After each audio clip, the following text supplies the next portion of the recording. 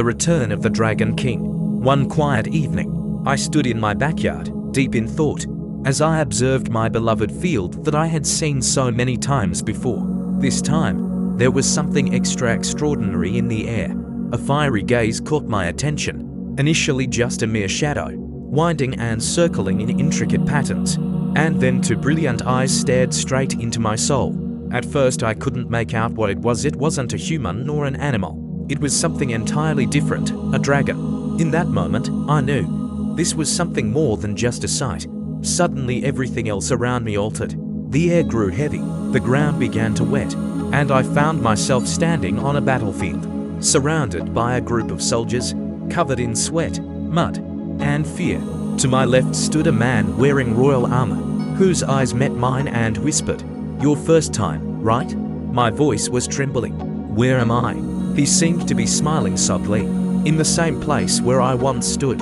We stand up to defend our land, a land full of love, joy, and connection against those who bring fear, chaos, and corruption." He raised his sword high in the air. "No matter what, do not fear death," he bravely declared. "Only death can be a passage to a better life." The men gathered their courage once more. The ground began to shake, and from the mist, fierce riders charged towards us, hundreds at once, their hooves pounding with might. Upon the king's signal, we planted our spears deep into the ground. The horses charged forward, riders thrown into the air like so much dust. Fear morphed into fire, and the fire started to fuel our strength.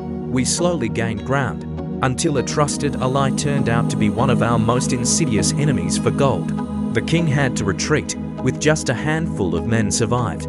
Monks guided us through the winding mountain paths to within a temple, sealed securely by a symbol of a dragon's head.